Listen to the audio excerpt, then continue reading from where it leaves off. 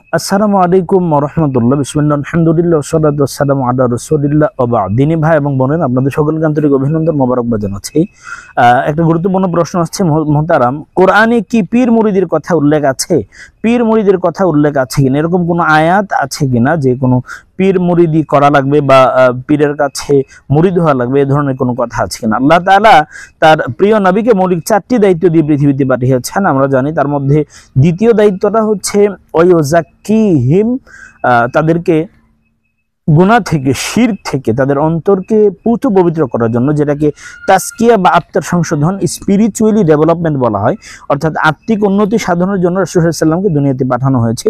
সূরাতুল জুমার 2 নম্বর আয়াতে আল্লাহ তাআলা এটা বলছেন, হুয়াল্লাযী বা'আসা ফিল উম্মিয়িনা রাসূলাম মিনহুম ইয়াতলু আলাইহিম আয়াতিহি ওয়া ইউযাক্কিহিম ওয়া ইউআল্লিমুহুমুল কিতাবা ওয়াল হিকমা ওয়া ইন কানু মিন ক্বাবলু লাফি দালালিম মুবিন। এখানে 2 নম্বর রাসূলের দায়িত্বই হচ্ছে মানুষকে আত্মশুদ্ধি বা আত্মা সংশোধন করা, এটা রাসূল সাল্লাল্লাহু আলাইহি ওয়াসাল্লামের কাজ ছিল। এখন আমরা গুনাহ করতে করতে আমাদের অন্তরগুলা অনেক ক্ষেত্রে কলুষিত হয়ে যায়, কোরআন সুন্নাহ আমরা পড়তে পারি না, পড়ার চেষ্টাও আমরা করি না। এজন্য বুজুর্গ আল্লাহওয়ালা যারা কোরআন হাদিসের জ্ঞানে অভিজ্ঞ পারদর্শী, ওই সমস্ত মানুষের কাছে গিয়ে নিজেকে সংশোধন, কোরআন সুন্নাহর আলোকে সংশোধন করার জন্য তাদের কাছে যাওয়া, তাদের সংস্পর্শে যাওয়া, এটা কোনো অসুবিধা নেই। আসলে যাদের কাছে গিয়ে নিজেকে সংশোধন করা হয় এদেরকে পীর বলা হয়। পীর মানে এমন না যে প্রতি বছর আপনি মোরগ নিয়ে যাবেন, খাসি নিয়ে যাবেন, গরু নিয়ে যাবেন বা ছাগল নিয়ে যাবেন, এই ধরনের কোনো কিছু না। আপনি লম্বা অঙ্কের টাকা বা হাদিয়া তাদেরকে দেবেন, তারা হাদিয়া নিয়ে বাড়িতে চলে যাবে, বিষয়টা এমন নয়। তার সাথে আপনার একটা আধ্যাত্মিক একটা সম্পর্ক হবে এবং আপনার আত্মিক উন্নতির জন্য, আত্মার পরিচর্যার জন্য আপনি তার কাছে যাবেন, কোরআন এবং হাদিসের আলোকে বিভিন্ন সমাধান নেবেন এবং গুনাহ থেকে বাঁচার জন্য চেষ্টা করবেন। কিন্তু আমাদের দেশে যে পীর তন্ত্র বা পীর ব্যবসা করা হয়, এটা শরীয়ত সম্মত নয়। অনেকে দরবার খুলে বসে আছে শুধুমাত্র মুরিদদের টাকা হাতিয়ে নেওয়ার জন্য, অর্থবিত্ত বৈভবের মালিক হওয়ার জন্য, এটা ইসলাম সমর্থিত নয়।